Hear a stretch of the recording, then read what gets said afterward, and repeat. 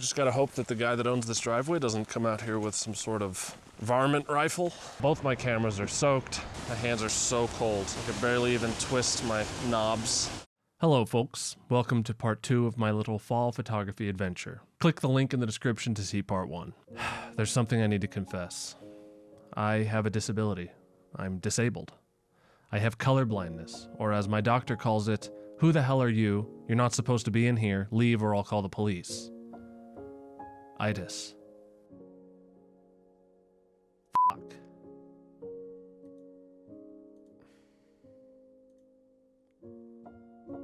Fuck.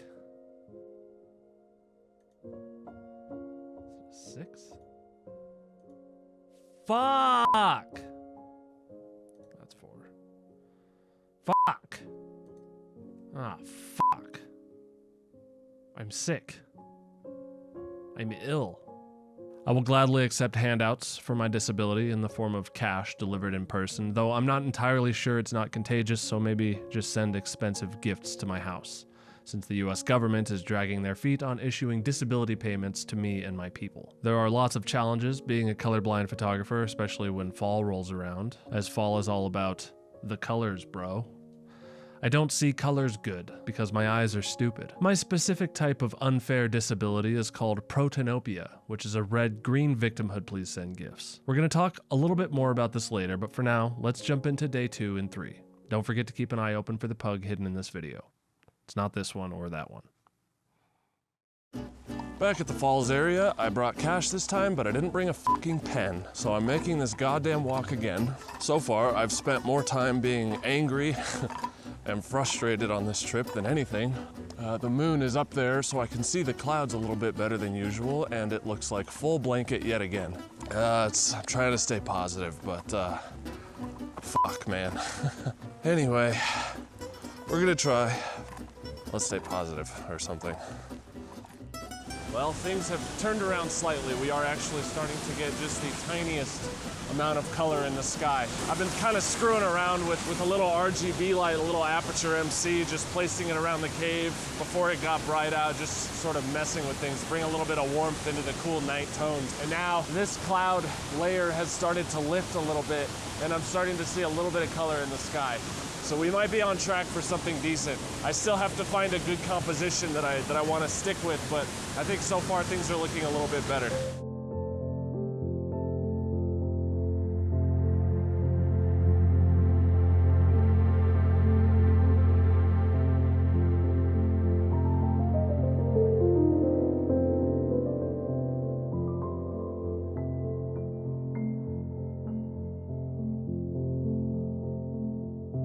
Okay, so this vertical panorama was taken with about 5 vertical frames on the A7 IV and stitched together quite nicely in Lightroom. I was at first a little bit worried that it wouldn't stitch because I shot all these frames at 14mm, and when you have that much distortion on the edges of the frame, sometimes Lightroom can suffer, but it did a pretty good job, minus a little bit of distortion on the bottom of the frame. But this photo is actually a pretty good example of why colorblindness can sometimes be very difficult, especially when I'm shooting landscapes.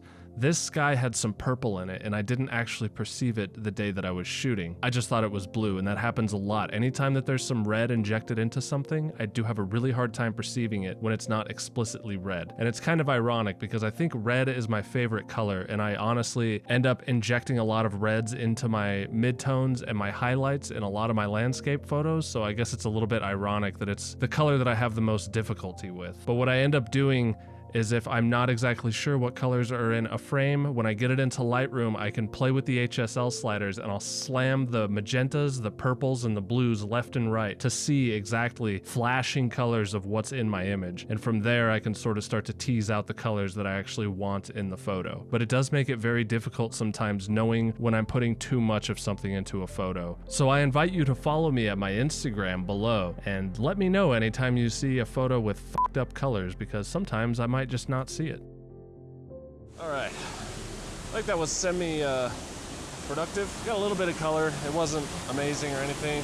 We're actually not gonna get any golden hour light until the sun crests over that hill right there, which won't be till about 9 a.m. But I climbed up on top of this rock here because it gave me the best view of some of the sky and the waterfalls and a little bit below with the 14 mil. Still wasn't quite wide enough, so I actually ended up trying to do some panos, some vertical panoramas.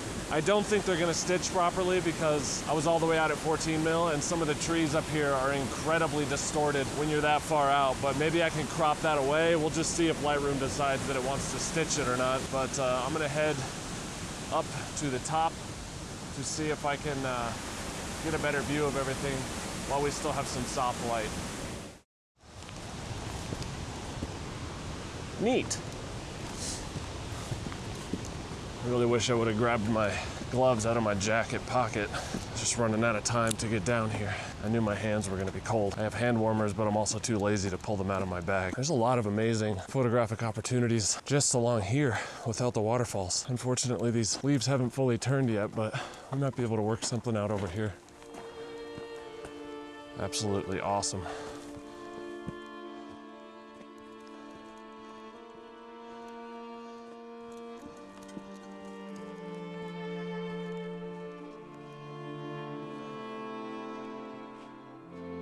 How freaking cool is that, huh? That's freaking pretty neat there, you know.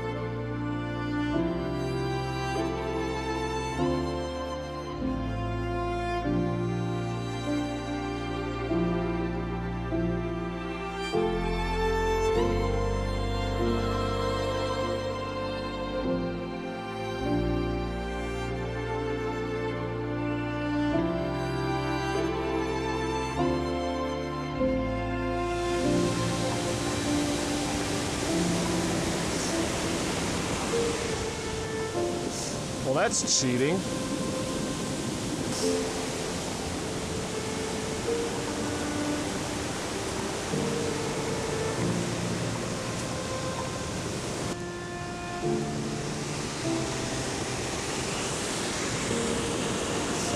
Honestly, I like it much better down below. It's about 7:30. The sun's not gonna pop up until 9, but by that point, it's not even gonna be golden anymore. I might go down and get a few more shots. And then I think I'm gonna head back to the hotel and rest up and maybe try to get another hour or two of sleep because I did not sleep enough last night. I haven't quite decided what we're gonna do later. I'm thinking about Hanging Lake because I don't really want to drive all the way back out to Rifle again. Hanging Lake is in Glenwood. Just gotta figure out how long that hike is and what time we'll have to leave. I really hope that you can see my face right now. I don't really know. I might be too low in the frame. You're very far away. It's only about 50 minutes until the sun is supposed to pop up over that hill. So we'll see what it looks like. Maybe we'll get a couple nice ones. But until then, I'm just kind of chilling. I'll tell you this much. I'm sick of fucking water right now. My hands are so cold. I could barely even twist my tripod knobs. They really should make tripod knobs out of rubber instead of metal because it's awful when your hands are cold trying to twist these sharp metal knobs. I always keep my lens cleaner in my pocket when I'm doing waterfalls because you can only dry it off so many times before it starts to get really hazy. You're gonna eventually have to just clean it.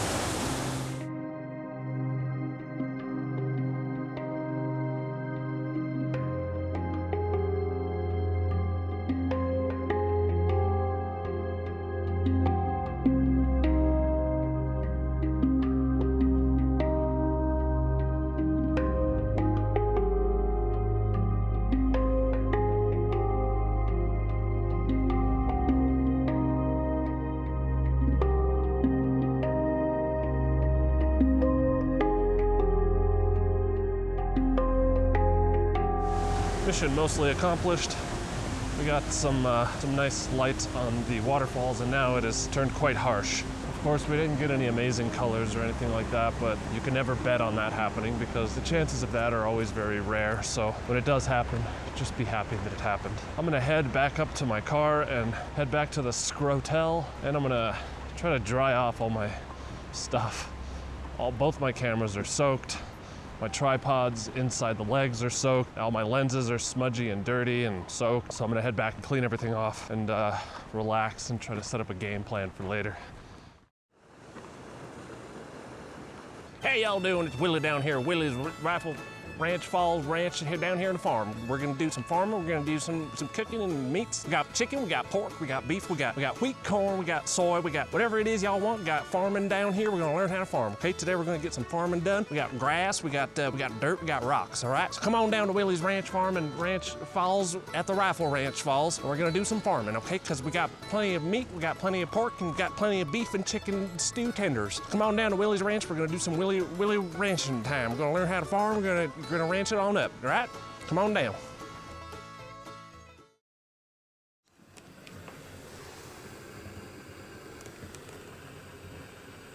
They don't have a stove. They don't have any microwavable containers, so I had to kind of risk burning the whole building down, but just don't tell anybody and it won't be a fucking problem, you know what I mean? I have a decision to make. This is my last full day. I can head to Hanging Lake, which I've never been to before, or this other photographer in Colorado recommended me a place. His name is Peter Stevens. I don't know. So I've never been to Hanging Lake. I think it's a pretty long hike, but I'm not 100% sure that there's good colors up there. And since Rifle Falls didn't quite have the changing of leaves as a lot of the higher elevation places, I might go with Peter's recommendation because he is a fantastic photographer and he said that the colors up there are great. I think I'm leaning towards that because one, he's a good photographer and I trust his opinion, and two, his name is Peter, and that's another word for penis, and penises are hilarious, so I think we're gonna do that. It's only about 20 minutes from here, which is good, because I don't want another 45-minute drive back in the dark. And chances are I'll stay there till after sundown, and we should get more light tonight, so. It's pretty early right now. We're gonna wait a little bit, and then we'll head over there. We'll see what we can find.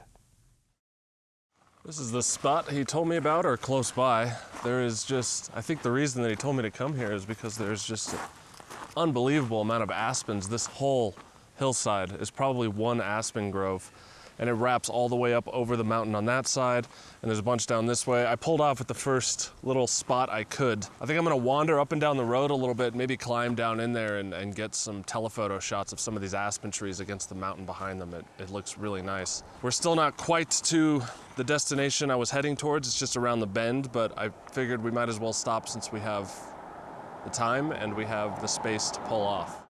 I think I'm starting to realize that the type of fall photography that I like the most is not necessarily the big open landscapes, because a lot of times you just see blobs of yellow among the landscape, which is good. I mean, it's better than just sea of green, but I think I prefer doing what I've been doing with the 150 to 500 so far, and this is kind of what I was trying to do a couple years ago with the Lumix 35 to 100 telephoto lens, is to just pick out. It's like woodland photography, but in the fall, it makes it so much easier to separate your subject from the background when your subject is bright yellow and orange.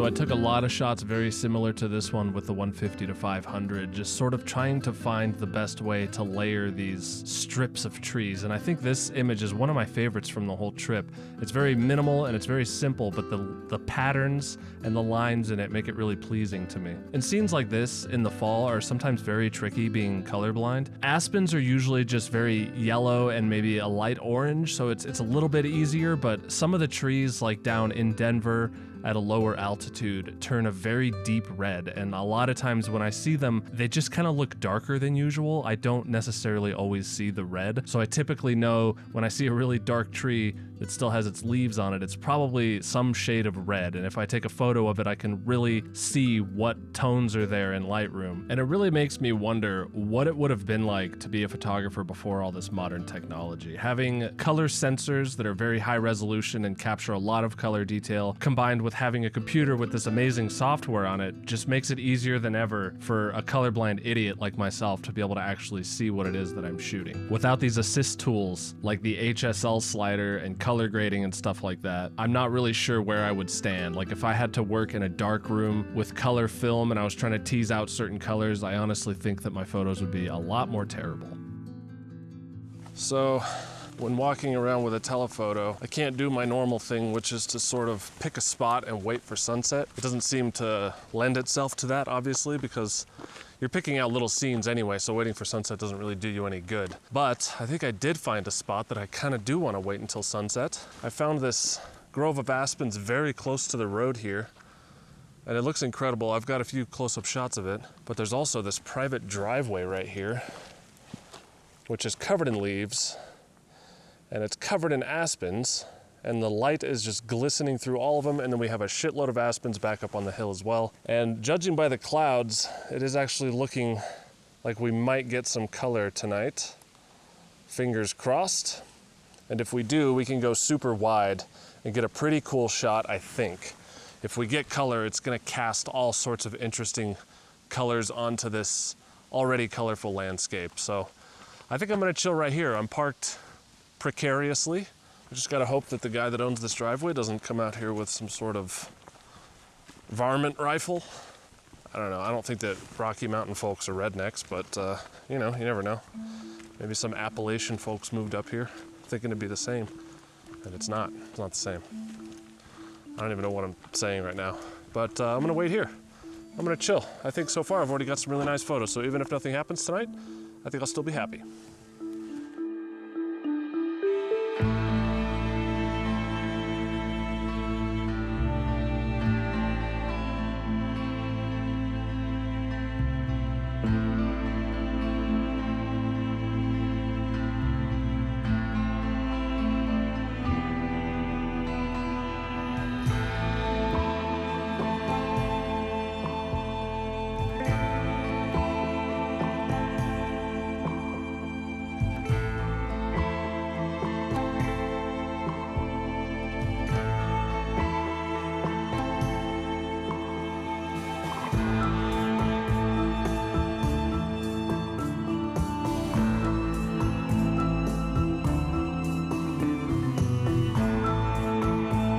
Thank you all for watching. To see another time I went and gallivanted around in Colorado's nature, click right here.